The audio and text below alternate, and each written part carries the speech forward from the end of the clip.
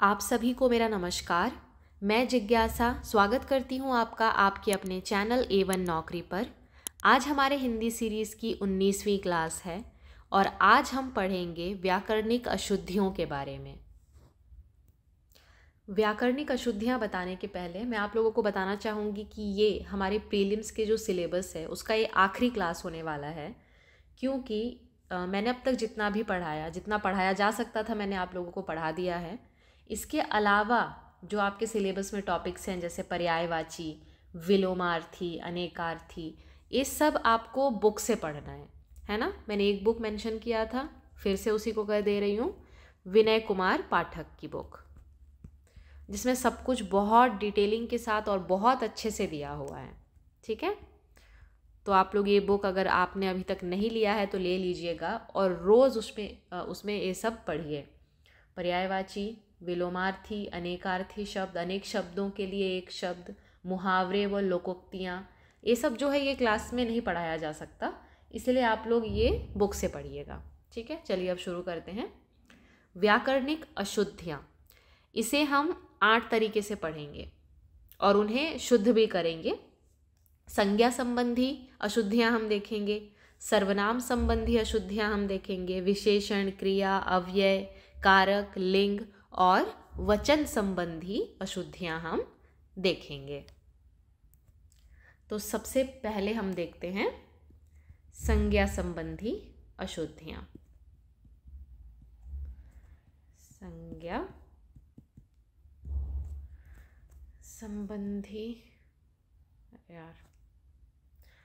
संज्ञा संबंधी अशुद्धियाँ। ठीक है, जैसे मैंने एक वाक्य लिखा, ये सब आपको विनय कुमार पाठक की किताब में मिल जाएगी, है ना। अपने घोड़ा का इलाज करो। इसमें सबसे पहले संज्ञा कौन है? घोड़ा, है ना, जातिवाचक संज्ञा है ये। अपने घोड़ा का इलाज करो, तो हम इसे कैसे शुद्ध करेंगे? ये सुनने में सही लग रहा है क्या? और सुनने में सही लग भी रहा होगा तो व्याकरणिक रूप से यह गलत है। अपने घोड़ा का इलाज करो, यह जो रूप है अशुद्ध है, तो हम इसे शुद्ध कैसे करेंगे? अपने घोड़ा का इलाज करो नहीं, अपने घोड़े का इलाज करो। ठीक है ना, ये हो गया हमारा वाक्य शुद्ध। समझ में आया? ये है संज्ञा संबंधी अशुद्धियाँ जिसे हमने शुद्ध किया। अपने घोड़ा का इलाज करो नहीं, अपने घोड़े का इलाज करो। आप लोग हिंदी रोज़ बोलते ही हैं, ये सब बहुत कॉमन सी चीज़ें हैं। अगर आप सही से बोलते हैं तो आपको एग्ज़ाम में जो है, आप ना भी पढ़े हों अशुद्धियों के बारे में तो भी आप बहुत आसानी से ये बना लेंगे। ठीक है, दूसरा एग्जाम्पल देखते हैं। गणित मेरा प्रिय विषय है। हाँ, गणित मेरा प्रिय विषय है। तो गणित ये सही लिखा हुआ है क्या? गणित हम ऐसे लिखते हैं? बिल्कुल नहीं, हम लिखते हैं ऐसे। इसलिए आपका प्रोनाउंसिएशन जो है वो परफेक्ट होना चाहिए हिंदी का, है ना, आपका उच्चारण, ताकि हम जो बोल रहे हैं हम लिखे भी वही। अब रोज़ गणित बोलोगे तो हम गणित ही लिखेंगे, गणित। ठीक है, ये है शुद्ध रूप। फिर मैंने लिख दिया यह आगरे की मिठाई है। यह आगरे की मिठाई है। यहाँ पर संज्ञा हमें एक दिख रहा है, आगरे। तो आगरा कोई, हम उसे कभी प्लूरल में लिख पाएंगे क्या? आगरा तो एक ही शहर है ना, आगरे तो होता ही नहीं है, आगरा होता है, हमें पता है अच्छे से। ताजमहल कहाँ है? आगरा में है, किसी आगरे में ताजमहल नहीं है। इसलिए इसका शुद्ध रूप क्या हुआ? ये सब आप ये मत सोचिएगा कि अरे छोड़ो ये तो बन जाएगा, नहीं बनेगा। अगर आपका उच्चारण बिल्कुल सही नहीं है तो नहीं बनेगा। इसलिए आप लोग एक ना एक बार रीड करके ज़रूर जाइएगा और बनाइएगा। यहाँ तक हम ज़्यादा डिटेल में नहीं देखेंगे, है ना। संज्ञा संबंधी हमने देख लिया। अपने घोड़ा का इलाज करो, नहीं अपने घोड़े का इलाज करो। गणित मेरा प्रिय विषय है। यह आगरा की मिठाई है। ठीक है। फिर दूसरा देखते हैं, सर्वनाम संबंधी।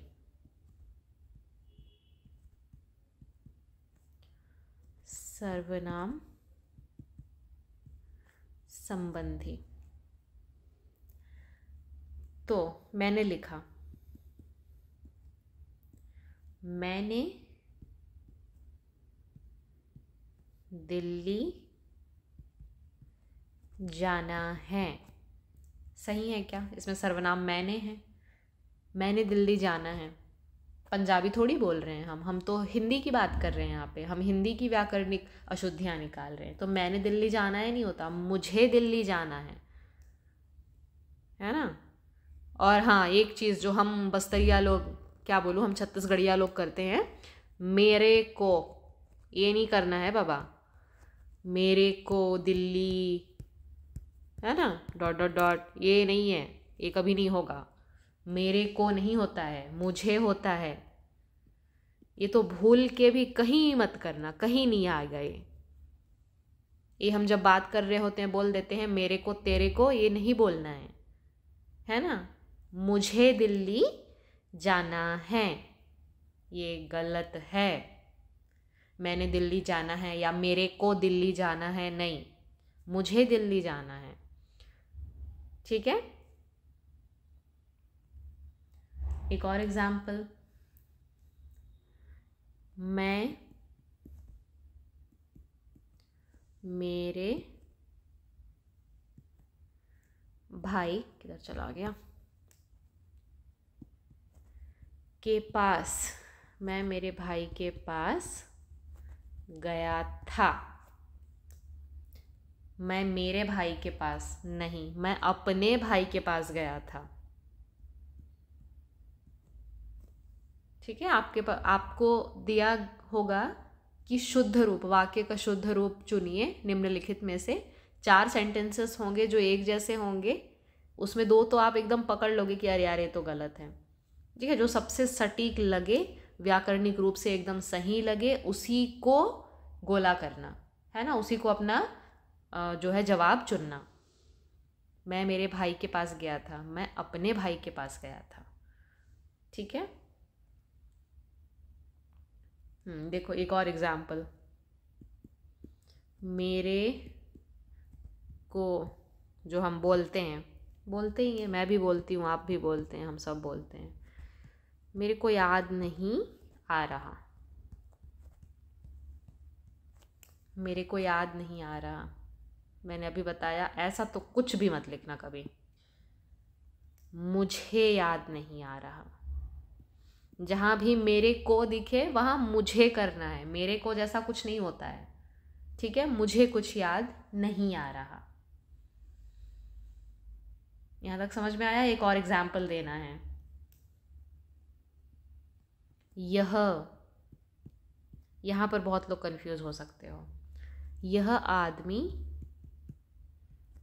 कौन है? तो यह नहीं आएगा तो क्या आएगा? ये आदमी कौन है?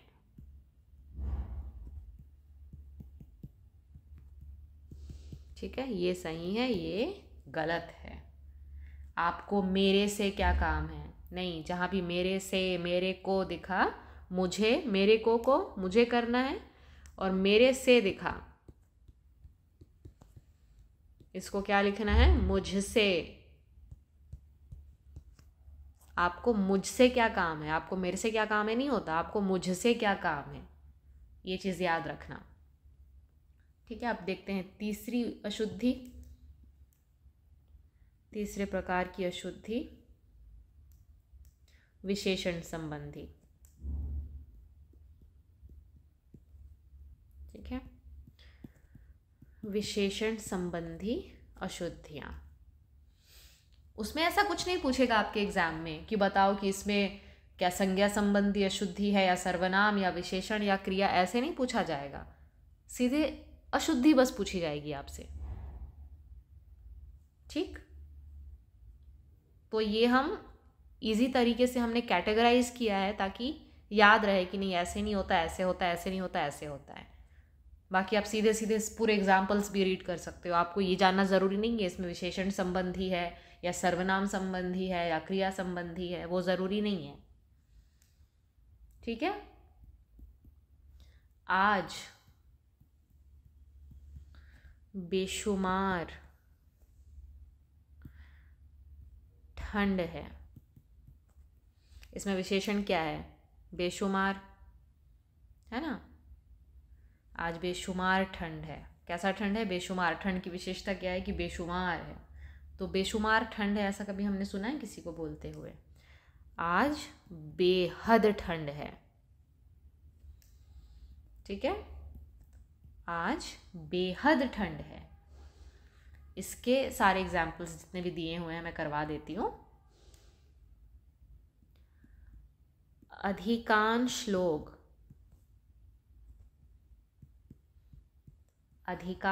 लोग अनुपस्थित थे।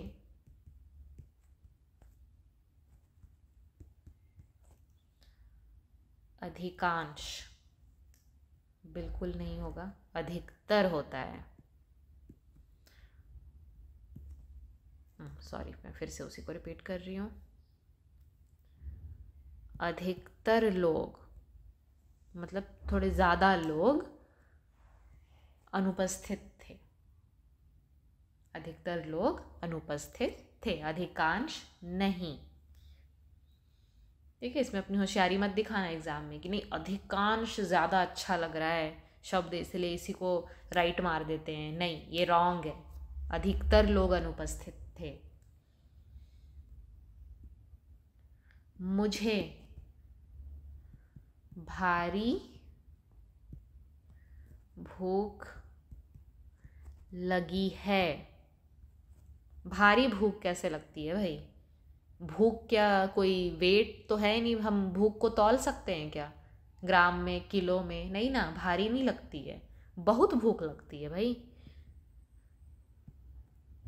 ये गलत है, भूख कोई वज़न नहीं है। मुझे बहुत भूख लगी है, सिंपल। आप लोग अपनी राय दें। अब इसमें क्या गलत हो सकता है बताओ? आप लोग अपनी राय दें, ये जो पढ़ के जाएगा वही बना पाएगा। अपनी नहीं, आप लोग। मैं बहुत सारे लोगों की बात कर रही हूँ, तो उनकी सिर्फ एक राय होगी क्या? नहीं होगी ना, सबकी अपनी अपनी राय होंगी। तो आप लोग अपनी अपनी राय दें। ठीक है, आप लोग अपनी राय दें नहीं होता, आप लोग अपनी अपनी राय दें। वहाँ पर बहुत सारे लोग हैं, सबका अपना अपना राय है। ठीक है, कृपया देखो ये ज़रूरी है। निम्न प्रश्नों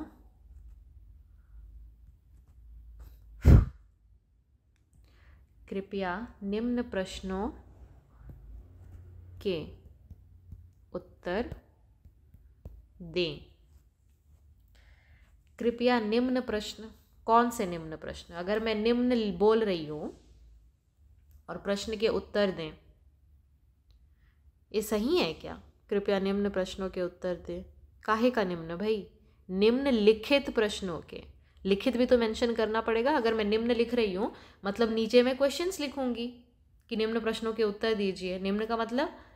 और अगर मैं पूछ रही हूँ तो मैं थोड़ी बोलूँगी निम्न प्रश्नों के उत्तर दीजिए, तो मुझे मेंशन करना पड़ेगा कि निम्नलिखित प्रश्नों के उत्तर दीजिए, है ना। निम्न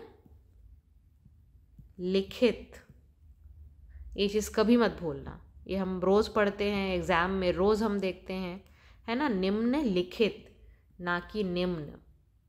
ठीक है। ये हो गया विशेषण संबंधी। अब देखते हैं क्रिया संबंधी। अरे यार,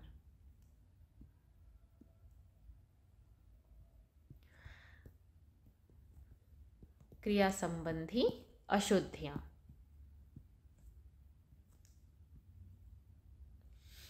मैंने लिखा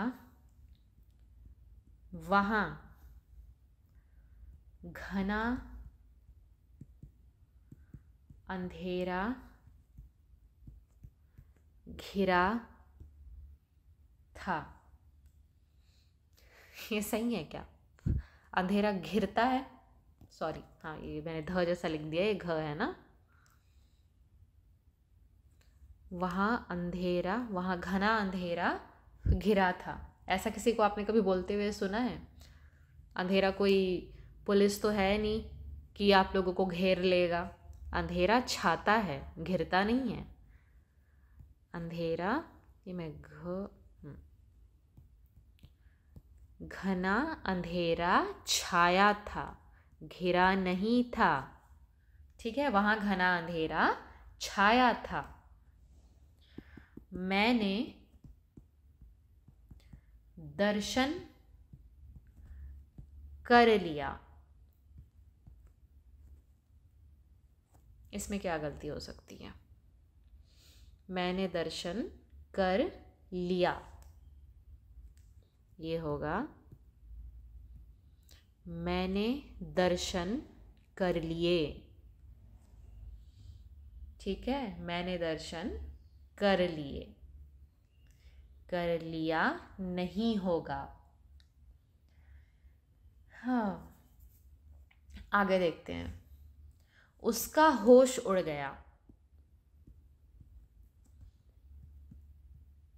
उसका होश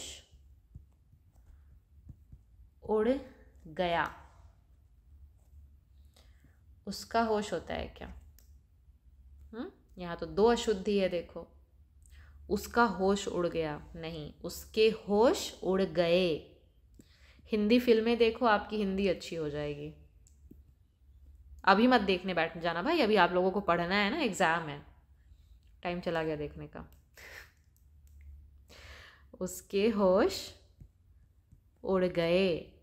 ये सब आप लोग डेली बात करते हैं तो ऐसे ही शब्द इस्तेमाल करिए। अपने जो व्याकरणिक जो अशुद्धियां हैं उन सबको आप सुधारिए। जब पता चल गया है कि उसके होश उड़ गए होता है तो फिर किसी के सामने मत बोलिए कि उसका होश उड़ गया है। ठीक है, आप जितना अच्छा बोलेंगे उतने बेहतर तरीके से जो आपके वाक्य हैं, आपकी हिंदी है, वो शुद्ध होती जाएगी। फिर देखते हैं, मैं उनको, ये जितने भी मैं एग्जाम्पल्स दे रही हूँ ना, वो ऐसे ही एग्जाम्पल हैं जो आपको एग्जाम में कंफ्यूज करेंगे, इसीलिए मैं दे रही हूँ। मैं उनको धन्यवाद देता हूँ। धन्यवाद कोई देने की चीज़ है क्या? धन्यवाद हम देते थोड़ी हैं, धन्यवाद करते हैं हम। तो यहाँ भी दो अशुद्धि है। मैं उनका धन्यवाद करता हूँ। ठीक है, गलत गलत। मैं उनको धन्यवाद देता हूँ नहीं, कभी मत बोलना। आप लोग स्कूल कॉलेजेस में स्पीच भी देते रहे होंगे, ये कभी आपको यूज़ नहीं करना है। मैं उनको धन्यवाद देता हूँ, मैं उनका धन्यवाद करता हूँ। ठीक, अब देखते हैं पांचवा, अव्यय संबंधी। अव्यय संबंधी अशुद्धियां। सीता तथा गीता और श्याम एक साथ खेलती हैं। खेलती, श्यामा ना, श्याम नहीं, क्यों खेलती हैं लिखा हुआ है। सीता तथा गीता और श्यामा एक साथ खेलती हैं। अब बताइए इसमें अशुद्धि क्या है। कि यहाँ तथा आना ज़रूरी था। हमने 3 नाम लिखे हैं, सीता, गीता और श्यामा। तो मैं बोल भी रही हूँ, देखो, सीता, गीता और श्यामा। और कब लगता है? जब हम आखिरी इस जैसे ये वाक्य है, मैंने यहाँ 3 नाम लिखे, तो आखिरी नाम के पहले ही और लगेगा ना। मैं बोल रही हूँ मैं, आप और वो, ना कि मैं बोल रही हूँ मैं और आप और वो। बार बार और, तथा, एवं ये सब लगाने की ज़रूरत है क्या? नहीं है। हम आखिरी शब्द के पहले ही लगाते हैं। ठीक है, जो भी जिस भी कैटेगरी के हम शब्दों को बोल रहे हैं, उस आखिरी शब्द के पहले हम और लगाते हैं, उसके पहले नहीं लगाते। उसके पहले क्या लगाते हैं? कॉमा, है ना। कॉमा को हिंदी में क्या बोलते हैं? कॉमा को हिंदी में बोलते हैं अल्प विराम, है ना। ये हिंदी मीडियम वालों को पता है, इंग्लिश मीडियम वालों को नहीं पता है। सीता, कॉमा, गीता और श्यामा एक साथ खेलती हैं। तथा नहीं आएगा, तथा की जगह क्या आएगा? ये अल्प विराम आएगा। ठीक, फिर मैं लिख रही हूँ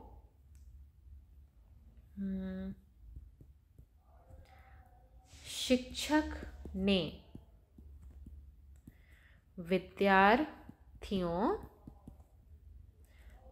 ने विद्यार्थियों से कहा कि भारत उनका देश है। सुनने में कितना सही लग रहा है। शिक्षक ने विद्यार्थियों से कहा कि भारत उनका देश है।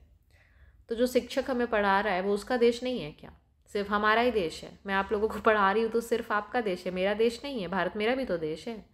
तो शिक्षक विद्यार्थियों से क्या कहेगा? भारत उनका देश नहीं है, भारत हमारा देश है। ठीक है, शिक्षक ने विद्यार्थियों से कहा कि भारत हमारा देश है। अब कोई पाकिस्तानी तो यहाँ पढ़ाने आएगा नहीं हमको हमारे देश के बारे में। ठीक, ज्यों ही मैं वहाँ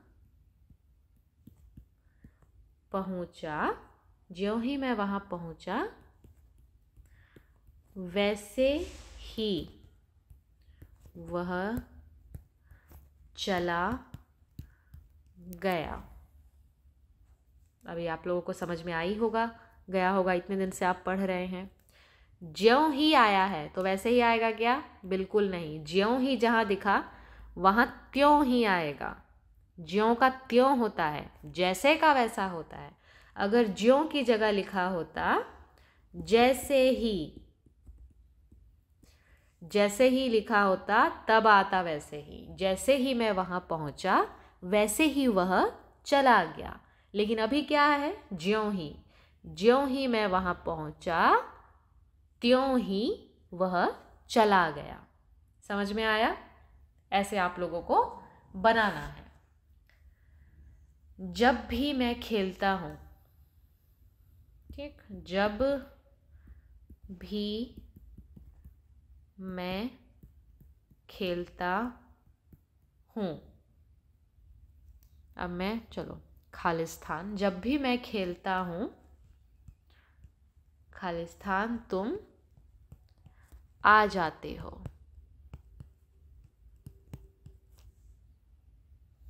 ठीक, तो मैं आप लोगों को 2 ऑप्शन देख रही हूँ। जब भी मैं खेलता हूँ, तब ही, ठीक है, तभी, जब ही। 3 दे दिए मैंने और 1 दे रही हूँ, इनमें से कोई नहीं। ठीक, तो क्या होगा इसमें से सही जवाब? जब भी मैं खेलता हूँ तब ही तुम आते हो, क्योंकि हम तो ऐसे ही बोलते हैं तभी तुम आते हो, है ना। गलत है। जब भी मैं खेलता हूँ तभी, जब भी तभी, है ना। और इसको तब भी मत कर देना। तब भी तुम आते हो मतलब हमेशा आ रहा है क्या, खेल रहा हूं तब भी तुम आ रहे हो। जब भी मैं खेलता हूं तभी तुम आते हो मतलब उसी वक्त, तभी मतलब उसी समय तुम आते हो, और तब भी मतलब उस समय भी तुम आते हो। उस समय ही नहीं, उस समय भी हो जाएगा, इसलिए यह भी गलत है। तभी सही है, जब भी मैं खेलता हूं तभी तुम आते हो। जब ही तो होगा ही नहीं। ऐसे ऑप्शंस रहेंगे जिसमें आपको लगेगा अरे ये भी सही हो सकता है, ये भी सही हो सकता है, ये भी तो सही हो सकता है। तब भी लिखा है, सॉरी जब भी लिखा है तो मैं उसको तब भी कर देता हूँ। नहीं, गलत है ना। जब भी मैं खेलता हूँ तभी तुम आ जाते हो। ये है भाई, पैटर्न है आपके एग्ज़ाम का, है ना। आपको इसलिए बहुत ध्यान से पेपर बनाना है, जल्दबाजी में गलतियां मत करिएगा। आपको बहुत बार ऐसा लगेगा कि नहीं यार ये भी तो आंसर हो सकता है, ये क्यों नहीं हो सकता, ये क्यों नहीं हो सकता।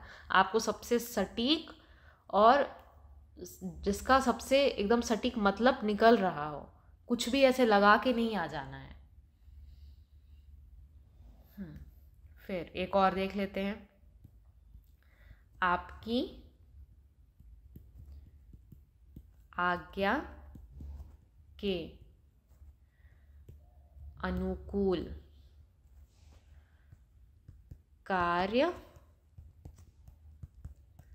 होगा। इसमें क्या गलत है बताओ। आपकी सही है, आज्ञा भी सही है, के अनुकूल कार्य होगा। गलत क्या है ये। आपके, हम अनुकूल काम नहीं करते, हम किसी के भी अनुसार काम करते हैं। ठीक है, आपकी आज्ञा के अनुसार कार्य होगा। अब नेक्स्ट देखते हैं, कारक संबंधी अशुद्धियां। चाहे आज 1 घंटा क्यों ना लग जाए, इसको कंप्लीट करेंगे।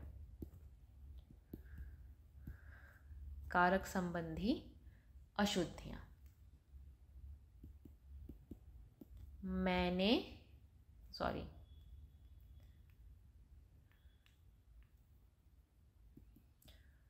मैं सारी पुस्तक पढ़ डाली। ये हम छत्तीसगढ़ में बहुत कॉमन है ना ऐसा बोलना। मैं सारी पुस्तक पढ़ डाली, या मैं पूरा पुस्तक पढ़ डाली, हम ऐसे ही बात करते हैं ना। गलत है। मैं सारी पुस्तक पढ़ डाली कैसे होगा, कितना अटपटा लग रहा है जब हमने उसको लिख कर पढ़ा है, बोलते वक्त नहीं लगता। इसलिए हमेशा सही बोलना चाहिए। मैंने सारी पुस्तक पढ़ डाली, मैंने सारी पुस्तक पढ़ डाली। बिल्ली चूहे खा गई। इसमें क्या गलत है। बिल्ली चूहे खा गई।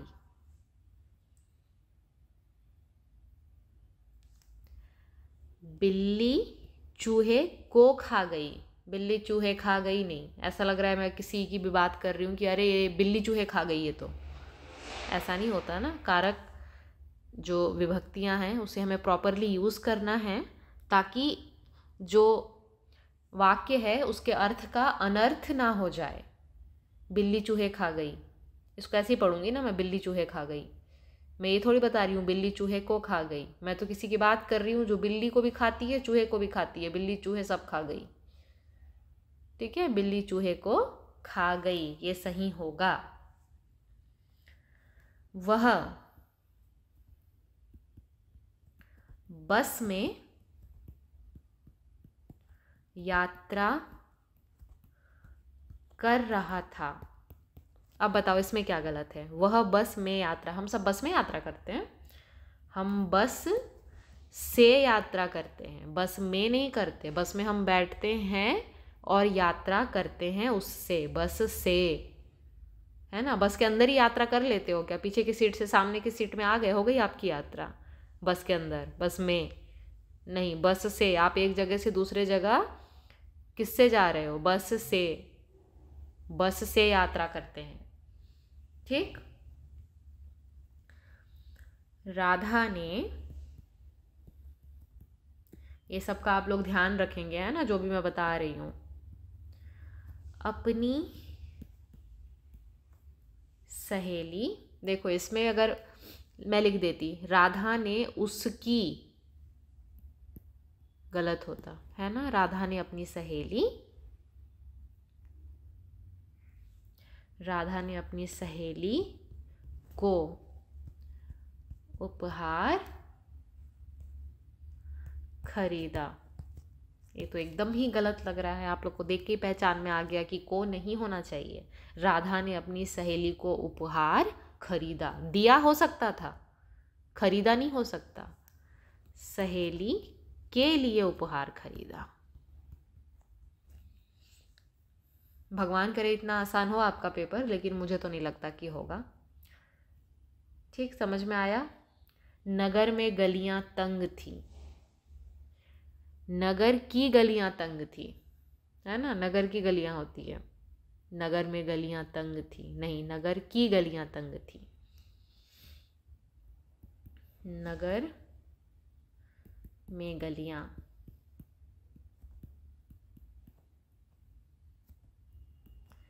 नगर की गलियां। ठीक।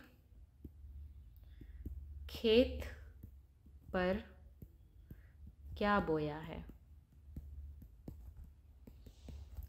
खेत में क्या बोया है? खेत में बोते हैं, खेत पर नहीं बोते हैं। ठीक है। कुएं में कौन पानी भर रहा है? कुएं पर कौन पानी भर रहा है? कुएं के अंदर घुस के हम पानी नहीं भरते हैं। लेकिन खेत में कैसे बोते हैं? खेत के अंदर हम बीज डालते हैं ना, मिट्टी के अंदर, ना कि ऊपर। समझ में आ रहा है? हमेशा मिट्टी के अंदर बीज बोया जाता है, ऊपर नहीं। इसलिए हमने यहाँ खेत में कहा। और कुएं के बाहर से पानी भरा जाता है, इसलिए कुएं पर होगा। कुएं पर पानी भर रहा है, ना कि कुएं में पानी भर रहा है। ठीक है। अगर इतना समझ में आ गया होगा तो हम आगे बढ़ेंगे। और अब देखते हैं लिंग संबंधी, लिंग संबंधी अशुद्धियां। दही बहुत खट्टा है। देखिए, जब हम लिंग पढ़ रहे थे, दही क्या था? पुल्लिंग था। ये एक्चुअली जो है संस्कृत शब्द दधी, है ना, दधी से आया हुआ है, जिसे हिंदी में दही कहा गया। और संस्कृत में इसे नपुंसक लिंग के तौर पर लिया जाता है। क्यों? क्योंकि कभी इसे स्त्रीलिंग माना जाता है, कभी इसे पुल्लिंग माना जाता है, लेकिन हिंदी में इसे पुल्लिंग ही माना जाता है। लेकिन जब हम इसके स्वाद की बात कर रहे होते हैं ना, हम इसे स्त्रीलिंग की तरह देखते हैं। दही बहुत खट्टा नहीं बोलते, हम इसे खट्टी बोलते हैं। दही बहुत खट्टी है। ठीक है, ये चीज़ आप लोग याद रखेंगे। अगर पूछा जाए दही कौन से लिंग का शब्द है, तो आप पुल्लिंग ही लगाएंगे, लेकिन जब दही के स्वाद की बात की जाए, आप उसे स्त्रीलिंग की तरह देखेंगे। ठीक है। सड़कों को चौड़ी करनी ज़रूरी है। सड़कों को चौड़ी करते हैं हम कि चौड़ा करते हैं? चौड़ा करते हैं भाई, सड़कों को चौड़ी नहीं करते। चौड़ा करना ज़रूरी है। सड़कों को चौड़ा करना ज़रूरी है। जैसे मैंने बोला, कुछ वाक्य तो ऐसे होंगे आप लोगों को देखकर ही समझ आएगा, है ना। तो उस वक्त ये मत सोचने लगना, मैंने बहुत सारे लोगों को देखा है कि अरे इतना आसान कैसे हो सकता है सवाल, ये नहीं हो सकता। तो एक कॉम्प्लिकेटेड वाला आंसर चूज करके आप लोग लगा के आ जाते हैं, और वह गलत होता है। इसलिए कभी कभी ज़्यादा दिमाग नहीं लगाना है ना। अंकों की औसत अंकों की औसत अच्छी है। सही है ये? गलत है। अंकों का औसत अच्छा है। गलत, गलत, सही। ठीक है। उसके, अब एक ऐसे डिक्टेट कर देती हूँ, उसके सामने मेरी होश उड़ गई। नहीं बाबा, मेरे होश उड़ गए। हमने कुछ देर पहले एक एग्जाम्पल देखा था, मेरे होश उड़ गए, है ना, उसके होश उड़ गए। ठीक है, मेरी होश उड़ गई जैसा कुछ नहीं होता, मेरे होश उड़ गए। मेरा होश उड़ गया भी मत बोल देना, ये नॉर्मली हम बोलते हैं यहाँ छत्तीसगढ़ में ऐसे हिंदी, अरे मेरा होश उड़ गया। नहीं, मेरे होश उड़ गए। होश को हम बहुवचन की तरह देखते हैं।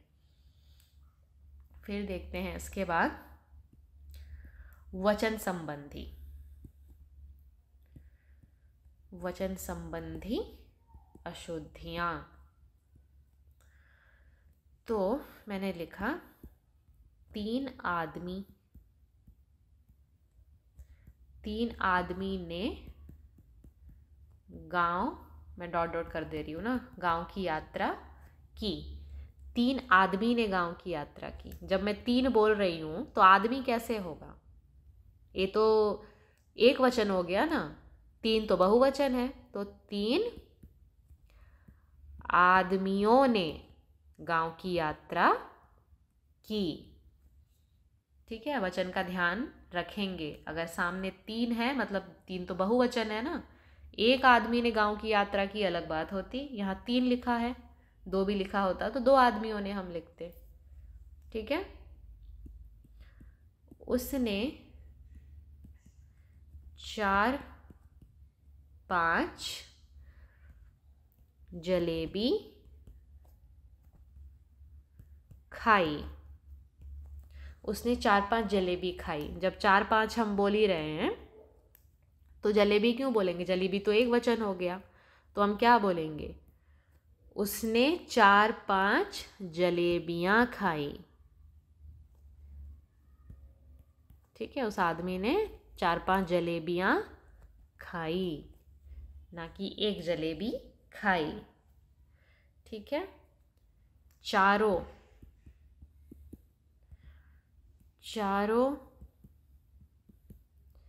लड़कों का नाम बताओ। यहाँ तो 4 लिखा है और लड़कों लिखा है, दोनों ही सही हो गया। तो सही है क्या ये वाक्य? चारों लड़कों का नाम बताओ। चारों लड़कों के नाम बताओ।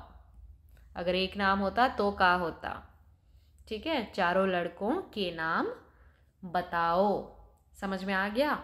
और अगर आप और ज़्यादा प्रैक्टिस करना चाहते हैं, आपको लगता है कि नहीं आपकी हिंदी वीक है, हिंदी ग्रामर वीक है, हम ऐसे अशुद्धि नहीं ढूंढ पाएंगे, नहीं पहचान पाएंगे, तो जो बुक मैंने बताया है विनय कुमार पाठक की बुक हिंदी व्याकरण की, उसमें है ना वाक्य शुद्धि, आप बस इंडेक्स खोलिए, जो भी आपके सिलेबस में है ना, एक एक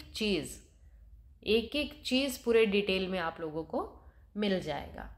तो विनय कुमार पाठक की किताब में अध्याय 43 में, है ना, 43 बोलते हैं, मेरी हिंदी की गिनती वीक है, अध्याय 43 में वाक्य शुद्धि टॉपिक है, जिसमें आपको बहुत अनगिनत एग्जाम्पल्स मिल जाएंगे, आप रीड कर सकते हैं। ये ख़त्म हुआ हमारा प्रीलिम्स का सिलेबस। ठीक है, और मुझे पता नहीं आज 25 फरवरी है जब मैं ये वीडियो बना रही हूँ, और मुझे नहीं पता ये वीडियो आप लोग तक कब पहुँचेगी, कब इसे अपलोड किया जाएगा। और मुझे एक न्यूज़ देनी है कि बहुत जल्दी जो है मेरी जॉइनिंग होने वाली है 3 को, इसलिए शायद मैंने जितना आप लोगों से प्रॉमिस किया था कि मैं ये भी बता दूंगी, मैं ये भी बता दूंगी, मैं शायद उतना टाइम अब है नहीं कि मैं ज़्यादा कुछ आप लोगों को बता पाऊँ। उसके लिए मैं तहे दिल से माफ़ी चाहूँगी आप लोगों से, मैं माफ़ी मांगती हूँ। पर जितना हो सकेगा, अभी 2-3 दिन है मेरे पास, उस बीच जितना हो पाएगा मुझसे, जैसे मेंस का भी है, मैं कोशिश करूँगी कि हो जाए, लेकिन यहाँ पर जो है आपके हिंदी का प्रीलिम्स का सिलेबस जो है कंप्लीट हो चुका है, जो 10 नंबर का आने वाला है, 10 क्वेश्चन, सॉरी 30 नंबर का। बहुत ज़्यादा होते हैं ये नंबर, और हिंदी बहुत स्कोरिंग सब्जेक्ट है, इसलिए प्लीज़ इस पर ध्यान दीजिए और अच्छे से पढ़िए, अच्छा स्कोर कीजिए, मुझे अच्छा लगेगा। ठीक है, अब मिलते हैं कभी अगली क्लास में। बोल नहीं पा रही हूँ मैं क्योंकि मुझे नहीं पता अगली क्लास मेरी होगी या नहीं होगी, पर थैंक यू, आप लोगों ने हमारे वीडियोस को इतना प्यार दिया। इससे पता चलता है कि आप लोग पढ़ाई में कितने इंटरेस्टेड हैं। और आप लोग ध्यान रखिएगा, अच्छे से पढ़िएगा। ठीक, बस इतना ही। जय हिंद, थैंक यू।